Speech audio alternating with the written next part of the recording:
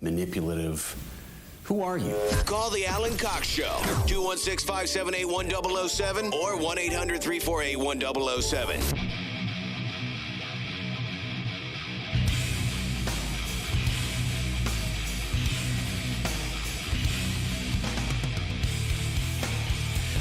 Got another trip to send you to LA. We're doing our 2024 Alter Ego Festival. I think it's next weekend out in LA.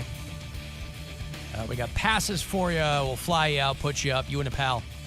It's Paramore. It's the 1975. It's the Black Keys from Akron, Ohio.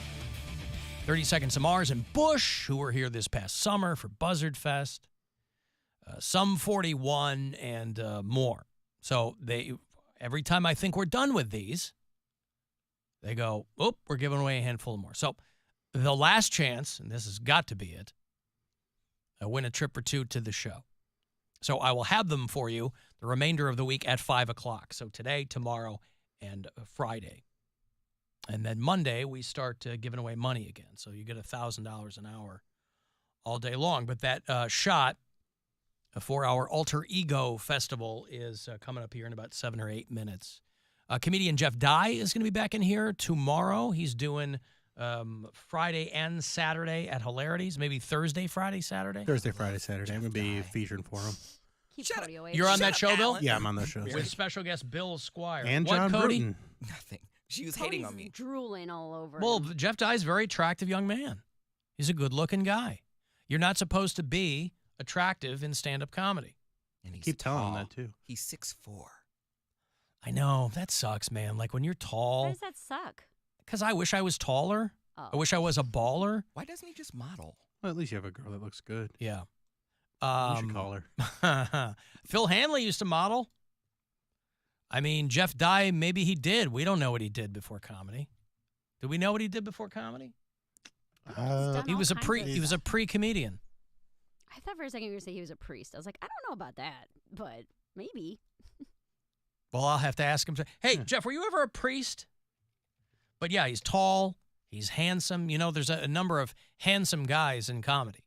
And it's a real bummer because it puts the rest of us at a disadvantage. But it's not his fault, right? You hit the genetic lottery or you're just a funny, good-looking dude. Josh Wolf, right? That's another good-looking guy. Hey, Jake. Hello, Jake. I'm here. Sorry about that. So, I mean, you're saying you're not supposed to be good looking in comedy. Did you ever see John Pinette in his prime? Come on now. It was hard to tell when his prime was because he was always He was good looking all the way through. very, very handsome. Right. So in any event, I don't want to get too wonky, but first of all, Mary, best of luck in New York City. I'm sorry, Bill and Mary, I missed your December shows. Your December show was on my birthday. Again, sorry I missed it. But I have a quick question about like how you two like hone your craft and like evolve as comedians, because I think both of you both have really low-hanging fruit that could be used as material over and over again, and you chose not to keep doing it. Like Bill, you could keep doing the Mormon thing and get like 15 minutes of laughs. Mary, you can lean on your Mountain Dew Code Red upbringing and your dad and COVID and sobriety, your journey through sobriety. You can lean on that, and you guys are choosing not to do that. Whereas, you know, I'm a big fan of stand-up, and I mean, I used to watch short attention span theater in the early 90s on Comedy Central. Oh, yeah. And I see some of these guys using the same material over and over again. I mean, like Larry Miller, for example, super famous comedian, and I saw him, and he's using the same 15 minutes 20 years later. But I guess at some point as an artist, you have a conscious decision to make. Do I go for that low-hanging fruit and keep it easy and make maybe a career out of it, like keep making Mormon jokes, keep making sobriety jokes? Or like, you know, I guess there might have been that line of demarcation where you decided, you know, I'm going to keep evolving and developing new material, bomb when I do, but, you know, keep growing. And that's how I'm going to make, I guess, the most of myself and the best version of myself as a comedian. And I'd love to hear you talk about that. It never occurred to me to just keep going back to that well. I should have been doing that all along. No, for me, it's just I like to challenge myself and be prolific. Like I like writing new material about new things and not Like I get tired of my material. Boring. It gets boring, and so yeah, you want to keep things fresh and keep challenging yourself to find new ways to talk about it. And like Mary was talking about the set that she saw me do this past December at the Agora, and how she hadn't seen most of that material and how she thought it was the best set that I've ever had, and that meant a lot to me because I feel like I agree. Like I worked really hard to get better, and so if I keep going back to that same it's going to stunt my growth. Whereas if I keep trying new ways to challenge myself, yeah, there's going to be some growing pains throughout that, but it's worth it in the end. Now, if I could apply this to my exercise life, I'd really be killing it. Right? Oh, it's a new year. Yeah. My big thing is just like you should be growing as a person first. Like if you're not experiencing Whatever. new things, Gay. if you're not experiencing new things as a human being, I mean, that's a boring life. So your experiences and what you talk about on stage will grow as you do or change as you do. Not necessarily, I mean, you can always go backwards too. You don't have to constantly be getting better. You can get worse. But that's my point of view too. Like I wasn't always sober, so my material didn't always reflect that. So while sobriety was new and fresh, that was kind of what that was about. And the more your life changes, the more your material should reflect that. And can I add one last question? Sure. So I was at a show of your guys' in Wadsworth, and one of the other guys who was there, and I forget his name, and I loved his bits, loved his set, and he was making jokes about being a kid going to Geauga Lake, and his cooler had wet sandwiches in it and stuff. John Armstrong. John Armstrong. Oh, he was fantastic. Yeah, okay, he's thank you. Because he I'll rules. try to make him. I'll try to make a point to go to some of his shows. You But, should. hey, thanks for the feedback. And he just filmed a special in album 2 that should be coming out, so I'm sure we'll be talking about that. But yeah, John Armstrong is that guy. He's very funny. Thanks, guys. Cheers. Have a good one. All right. There's Jake and Medina. Goodbye. And Larry Miller, as an example, by the way, Larry Miller is a guy where he was acting a lot more than doing stand-up, too. At some point, you know, there's some of these guys that make the decision. They go, well, in that day and age, too, it was one of those things where you use that 20 minutes or 30 minutes or 45 minutes.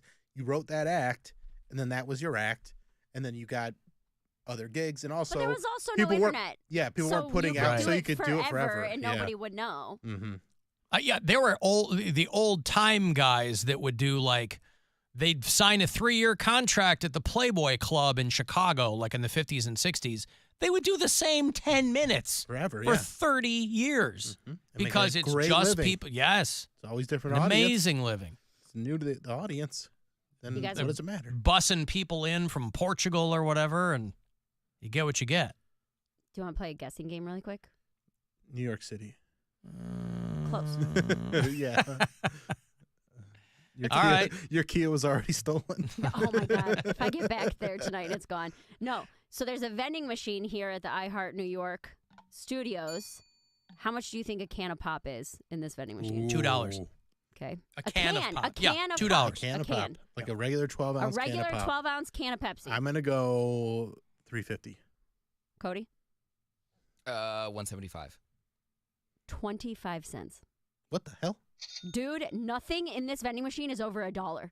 And I don't know if this is their way of giving back to like their employees, but a bottle of Gatorade is 75 cents. A bag of chips is 75 cents. There's like M&Ms are $1. Like nothing is over. One of the things. Oh, yeah, Mary. Well, we get Heinen's gift cards once a year. Ooh, I didn't get mine. Well, because I went in, I saw the vending machine and I wanted a pop with my lunch, and I was like, oh, this is gonna be $4 for a pop, and it was a quarter. I just wanted to share that with Mary's you guys. teeth It are was going to so rot exciting. out. You got to watch yourself. I was Do so they- excited. Have you seen the Toothless Comedian? She's fantastic. Do they have a good selection? No. It's all orange Shasta. Oh, Well, that's no, good. it's Diet Pepsi, regular Pepsi, Fanta, and then one of the Waterloo like bubbly waters. There you go. What Fanta? What flavor? Orange. Orange, yeah. It's, I didn't know it's there were always other- orange Fanta. When I refer to Fanta, I only mean orange. There is pineapple. It's pretty good. Pretty. Well, Does I can that send work you. for like, you know, if you eat a lot of pineapple, if you drink a lot of pineapple Shasta? Does Does pineapple Fanta make your male emission taste yeah, better? Fanta. No, but it makes it carbonated. It makes it burn. It's like you got Pop And Rocks have in your like a little mouth. bit of a yellow tinge. Yeah. That yellow dye number 5 is strong. Oh man, it's working overtime. That was I just wanted to share my win of the day with you guys. I got predict you'll have 25 many more to come that are not snack related. Do you have any shows scheduled out in New York yet? I have one Oh, I saw that. next Wednesday, January 10th at New York Comedy Club. Hit up Joe Briggs. He's got a I'm show hitting with up Jim everybody. Twos. I'm hitting up everybody. Their show starts on Sunday. Here's what happens. I have made apparently a dire mistake of telling people that Being I a moved woman? here. Oh. Well, and being a woman. Mm. But telling people, hey, I live here now, put me on your shows. They were like, you should have told them you were visiting for the month of January. Yes, because then you're a novelty. Yeah, but whatever. I'm still going to go show up to stuff. But so far, I only have one show next week, which honestly, I'm not that upset about because I need to find a place to live. That's like first and foremost. But It's just gonna be do all expensive, by the way. do all the shows and tell people that you're in town for a month.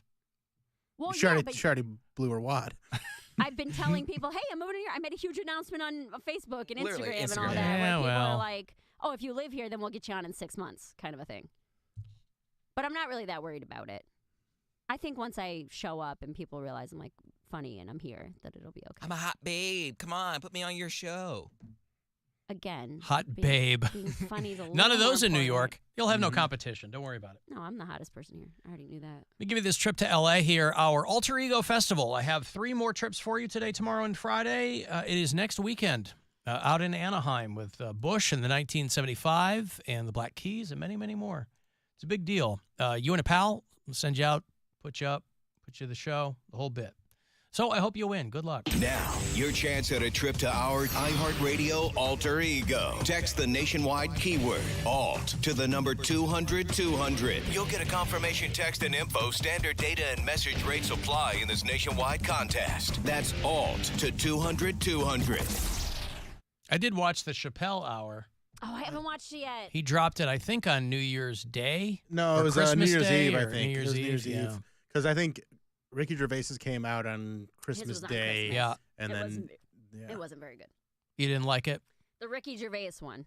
I didn't watch the Chappelle one. I think with both Ricky Gervais and Chappelle, at this point, you kind of know what you're going to get. And Which so is when... annoying. Huh? That's annoying, though. Part of why those two were so great is because you didn't know what you were going to get. Yeah, You know? but that can't last forever. And when you I think you get to a point too as a performer, or some people do, where when you double down. That's what those guys are currently doing, is doubling and tripling down. And so, I mean, nobody's, whether you like the special or not, nobody is ever, you can't with a straight face say, Dave Chappelle's not funny. You can't. Because he unequivocally is.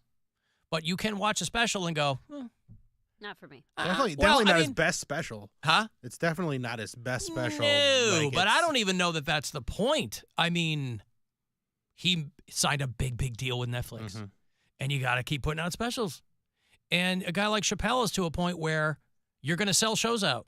Mhm. Doesn't matter what you're going to say, and he knows that, and he knows his place in the comedy firmament, right? So you go up and do whatever you want to do, and you're going to take some shots at people. Obviously, when something he does now drops, everybody laser focuses on if he makes a trans joke or if he, and of course he's going to do that because he's going to let that go from the last one. It was okay. I mean, I like Dave Chappelle. Love Dave Chappelle. I like Ricky Gervais.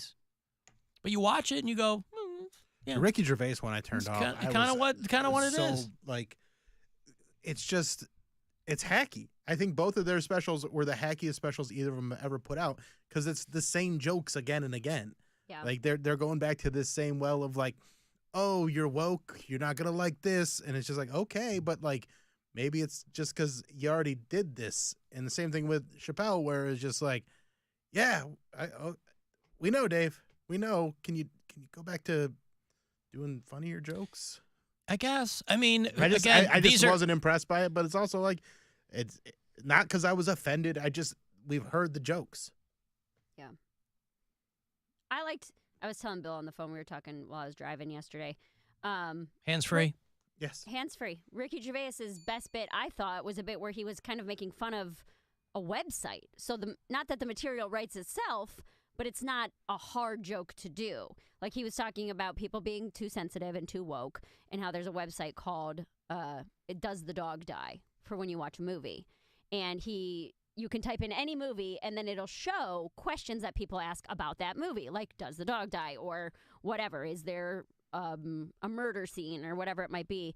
And so he looked up like woke questions for Shawshank Redemption, which is funny, and he was commenting on them. But again, that's kind of just like a list joke, which isn't super hard to do. I was disappointed. I've always really liked Ricky Gervais, and I was bummed out that was like the best joke on his special. But I also don't envision Ricky Gervais going out every night and working the material. He's kind of to the point where he's like, I'll do a show, I'll film it. He's always very pleased with himself. Well, it the doesn't difference really matter. The specials that I liked from the past year, the Birbiglia special, he works so good. The Nate Bargatze special was fantastic. There was, a bunch of specials that I really enjoyed that were really funny, but the people that get talked about is the ones where they go, oh, he did this offensive thing. And I'm so over that, thinking that, because then people go, if it's not offensive, it's not funny. It's like, no, it can just not be funny. Like, right. It doesn't have to be offensive, and you don't have to be trying to push these limits the way people talk about it is insane. Like, it can, like, I just want it to be funny.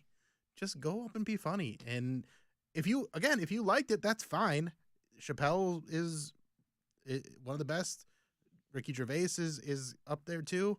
But I just didn't think these specials were anything new. No, I watched them both because I like both of those guys, but nobody's like getting their heads blown off watching this thing. Right. Going, this is the greatest thing I've ever seen. It's kind of. And I was kind of like watching Chappelle in that theater where he filmed Killing Them Softly, and how much I love that special. Yeah. I was like nostalgic. I was like, oh, I want this to be that special, because that's hands down my favorite thing he's ever put out. But it was a young, hungry dude right, then. exactly. There's no way you can get to be 50 and successful and rich and go, I still got to hustle. Like, that's not in your brain. But you can also reinvent yourself the way other comedians have, and not kind of rest on the same shtick again and again. I mean, Carlin went from the silly joke guy to maybe his later specials weren't as funny, but they were interesting, and you were hanging on to every word.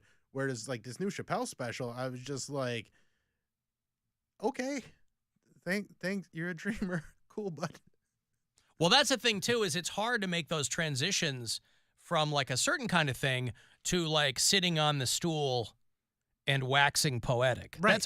There was like a Henry David Thoreau quote on the front of the hour, and I was like, okay, well, you had gotten some advance warning about some of the things that were making people upset in that hour. Mm-hmm. And that's kind of that's a tough switch to make, boy, when you're, I don't know.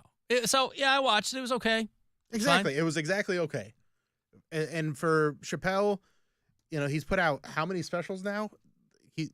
5 just on Netflix alone. I think 7 total. What's he got? I don't think he's got 10 yet. But he's got, that's a lot. Yeah, no, he's got a lot. He's been putting one out pretty much every year since he made that Netflix deal. And I just think there's diminishing because he's on the hook for him. Right. But I think it would benefit him to get in front of some audiences that, I don't know, just to kind of to find a new angle and stop banging that same drum, because it's just getting old. The lady I felt bad for was Chappelle did a joke with like the N-word or something, or referring to that, not just using the word, referring to it or something. And they cut to the audience, and it's this white lady. They're clapping. And this woman had to be like, God damn it, if she watched it. Like, why did they cut to me? Oh, God. There's also 2 dudes. Just completely out of context with the joke, but they cut to this woman. There's 2 dudes in the audience that were like these nerdy-looking white dudes that reminded me of Wayne's World 2 when they get locked with it's Bob Odenkirk. I can't remember who played the other one, but they were just super fans of Aerosmith, but they were like the nerdy fans that knew all the stuff, and they're like, our mom's gonna come and pick us up. And that's who it looked like in the audience. And I thought that was very funny to see it keep cutting back to them. Yeah. I've got to take a break here. Do you like the band Story of the Year? That's probably a Mary band, isn't it? Story of the Year. Yeah, I like them. Celebrating 20 years of Page Avenue. If those words mean anything to you, they're going to be at the Agora this Saturday night. And I'll have a couple of tickets for you after the break to see Story of the Year with We the Kings and Youth Foundation. That's their support, too. So we'll do that coming back. 35192 on a text for anything else. From the Universal Windows Direct Weather Center, WMMS Weather. Tonight, rain.